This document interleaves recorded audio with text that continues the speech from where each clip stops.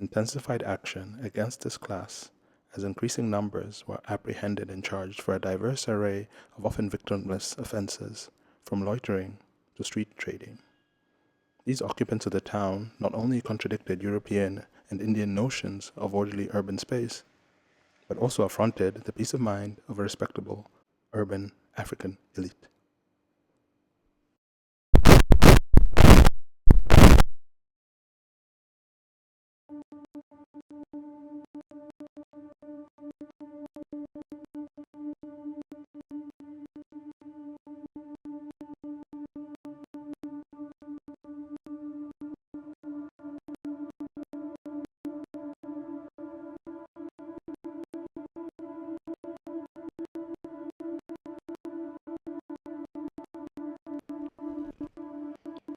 When will this independence end?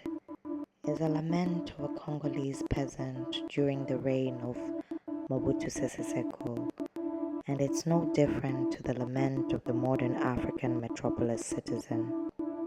They both wonder how long they will keep referring to themselves and the state of their nation in relation to or as a result of hegemony. A previous colonized state asks, when will this independence end? And so do we. When will this independence end and life begin?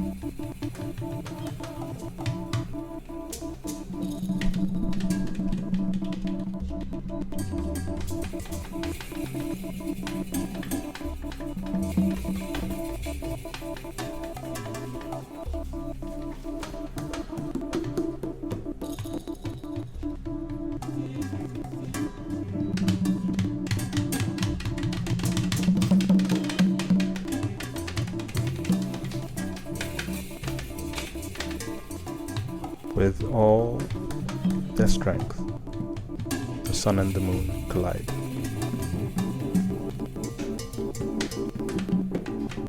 The stars fall like overripe witnesses, like a litter of grey mice.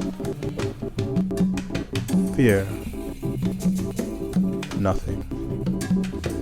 Prepare your high waters, which so neatly remove the bank of mirrors. They have put mud over my eyes, and I see, terribly I see, of all the mountains, of all the islands. Nothing left, save the few rotted teeth of the impenitent saliva of the sea.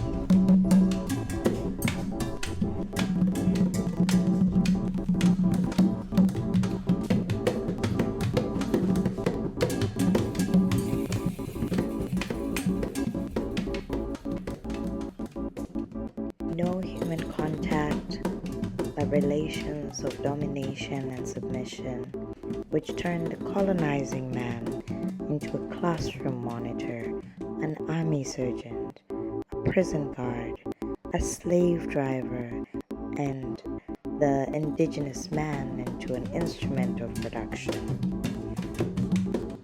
My turn to state an equation. Colonization equals thingification.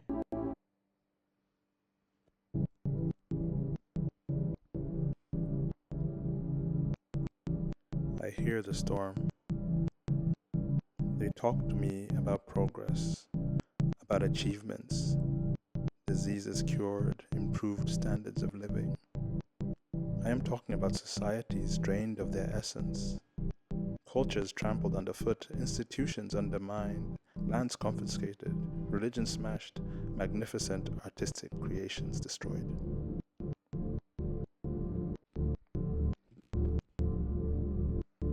Yesterday I was hit. Yesterday my heart hurt. Right now there is swelling at the back of my right leg. Beneath the ankle, I cannot sleep. Nothing prepares one to be on the receiving end of a riot police baton. Nothing prepares one to sludge through itchy eyes, coughing phlegm, and seemingly random state of confusion, hours after the violent dispersion. Nothing prepares for the experience of running solo while a band of armed, club wielding, tear canister holding men run after you, shouting for you to stop.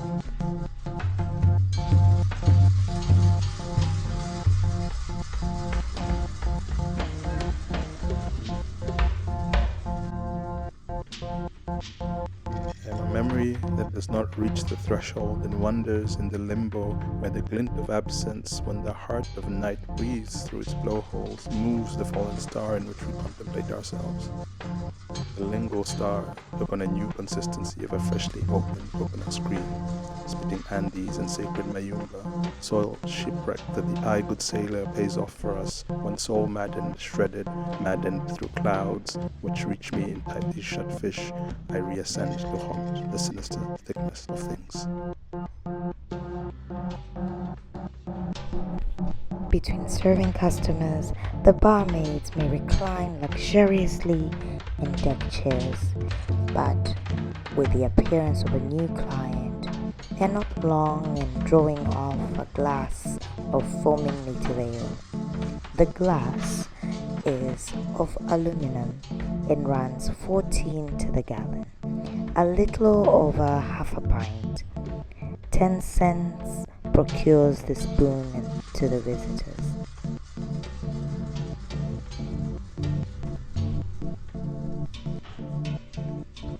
These town folks mix so well with Europeans. They live like them too, only their skin's a bit darker. Whatever happens, I have to go to town. Here in the country we live. But what a life. What a life. It is nothing but work.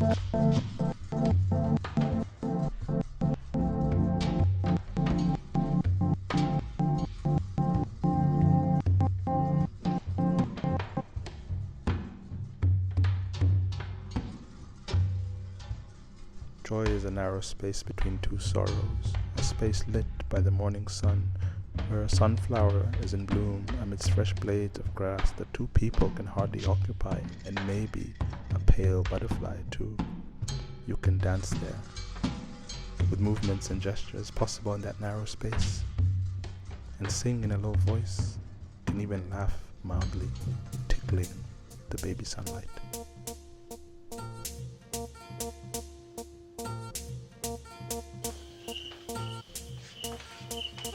Vicente. Vai, homem! Encana, bem, me sabe o que é que tem? E onde boi menino? O que é esse bento? O que dá com uma boi minha? Menino, a mim? E só porque te escreveu cartas de amor. Botor que é sentido, com vestido, que caro, com boate. Jubida, Vicente. Se coisas que tem no sentido, boa ideais. Se bem se uma mão de sana e água, nunca tem culpa. Uma coisa é certo. Não respeita passar uma noca por ninguém nunca me estive, né? See, cities are forgetting that they have intangible values: collectivity, identity, solidarity. They are this laboratory of what freedom might be. The city is a space of encounter. It's the space where we have to deal with the other ethically. Do we embrace that other or do we shun them? We're interested in looking at this question of the future from the grassroots, from the people themselves. What can allow people to use multisensory experience to ask and investigate and question, whereas the arts tends to segment? The community reminds us that sometimes segmentation is just not that useful. Asubuhi kumekucha, nisikilize mama watoto. Asubuhi kumekucha.